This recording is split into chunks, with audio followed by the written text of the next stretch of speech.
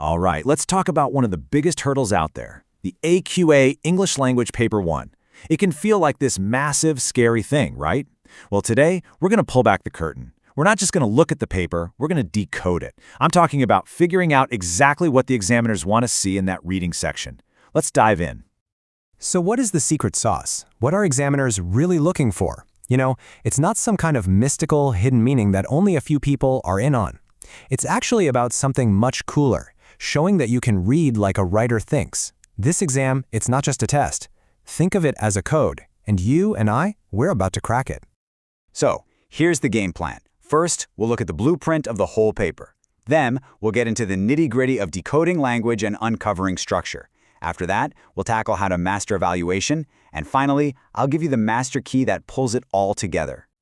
All right, Section 1, the blueprint. First things first, you got to know the lay of the land, right? Before we jump into answering questions, let's get a handle on how this whole thing is put together. Honestly, understanding the design is half the battle. Okay, so here's the deal. Every single Paper 1 reading section is built the exact same way. No surprises.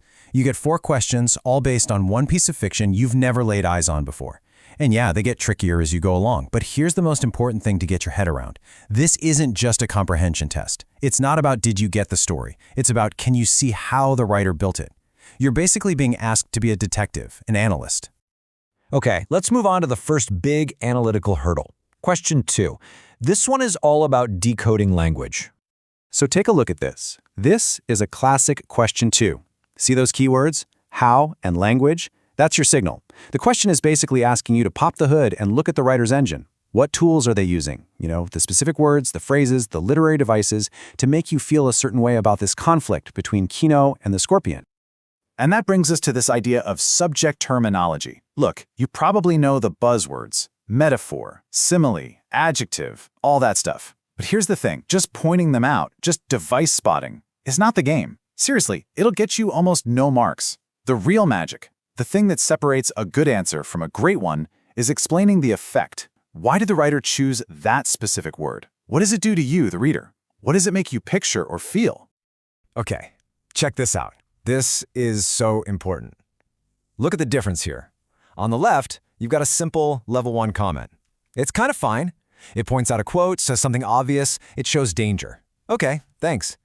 But now look at the level 3 explanation on the right. See the difference? It zooms right in on the specific words, savage, secret, dangerous, and talks about what they suggest and what they emphasize. It connects everything back to Kino's struggle. It's a totally different level of thinking. So what's the big takeaway here? How do you make that jump? It's all about moving from what to why. A top-level answer doesn't just say what the writer did. It explains why they did it. It gets into the nitty-gritty of individual word choices and thinks about the effect. You're not just an observer anymore, you're an analyst explaining why it all matters. All right, let's tackle the one that trips a lot of people up. I'm talking about question 3. It's time to uncover structure. You know, the word structure can sound a bit intimidating, but it's really not that complex when you break it down. All it means is the way the writer takes you on a journey through the text. I love this analogy. Think of the writer as a movie director. Where do they point the camera at the beginning? When do they shift focus from one character to another? Do they speed things up for an action scene or slow things right down for a moment of tension? That's all structure is. It's the architecture of the story. And this table just nails the difference. Again, the level 2 comment, it kind of just describes what's happening. The pace gets faster, okay? But the level 4 analysis, wow.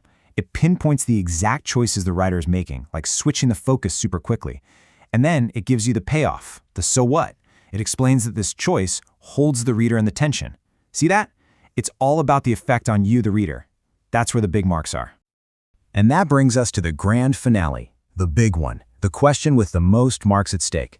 It's time to talk about question 4, mastering evaluation.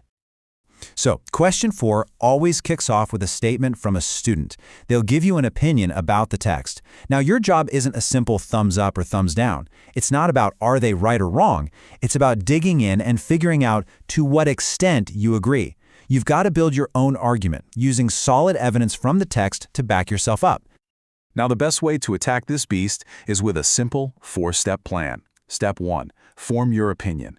Do you agree with the student? Totally disagree? Or is it more complicated than that? Step 2, find your proof. And don't just grab any old quote. Be picky. Find the most powerful evidence you can. Step 3. Analyze the writer's methods, just like we did for question 2. And finally, Step 4. Evaluate. How well did those methods actually work to create that impression? Were they effective? Okay, so we've broken down all the questions piece by piece, but there's a single golden thread that runs through every single top mark answer. A kind of master key, if you will. And here it is. This is the whole thing in a nutshell. It's not about what the writer does. It's about why they do it and the effect it has on you. That's it. Whether you're talking about a single word, a shift in focus, or the big picture, that's the magic formula. If you can get in the habit of always asking yourself, why this choice and what's the impact, you're not just playing the game anymore, you're thinking like the person who wrote the rules. So you see, this exam isn't some wall designed to stop you. It's actually an invitation to become a better, more perceptive reader. Seriously, the skills you're learning to crack this code are the exact same skills that'll make every book you read, every movie you watch, that much richer. You have the code now, so the only question is, what story are you going to uncover next?